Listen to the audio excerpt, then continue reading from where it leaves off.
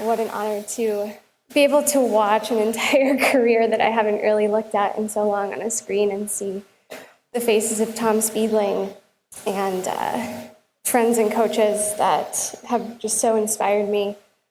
Not only in the pool in the years chasing the numbers, chasing getting your hand on the wall first, but in all the years since. I really want to thank Tom for not only foreshadowing and putting that seed in my ear to be the first woman to break 220 at a time when that didn't make any sense to me at all, but also teaching me that it wasn't about the performance, it wasn't about today's race, it was always about the bigger picture.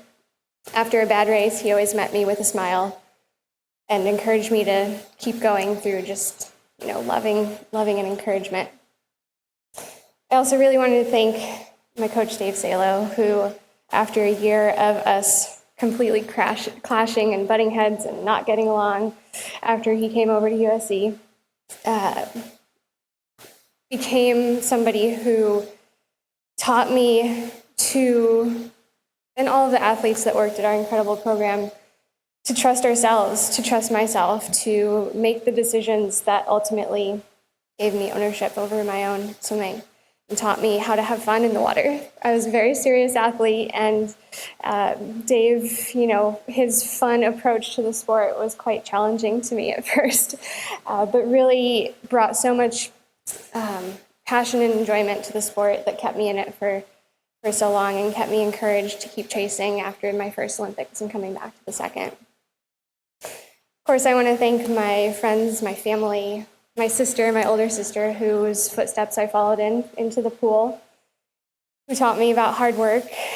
I want to thank, of course, my parents. My mom's here tonight with me, for always, I want to say, not caring about how I swam, because it wasn't about that. They didn't care if I won or lost. It was just about how I felt.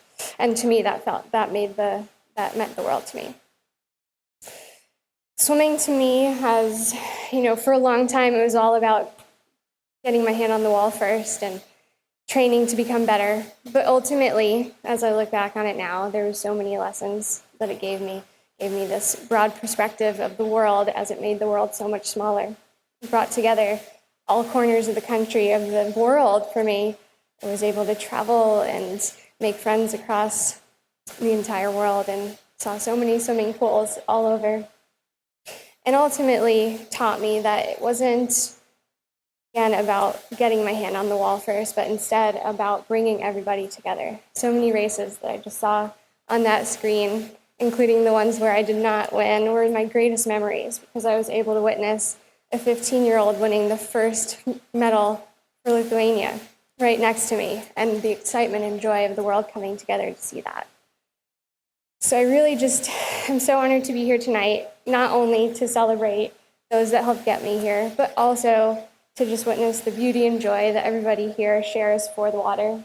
Something that, for a little bit after retiring from swimming, couldn't quite get me into the chlorine water. I don't have that kind of love, but I do purely and truly love the water, whether it's the lake, the ocean, the creek.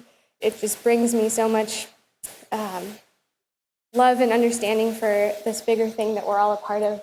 And so wonderful to hear the beautiful stories and sharing the experiences. So I really thank each of you. Thank you so much for this incredible honor.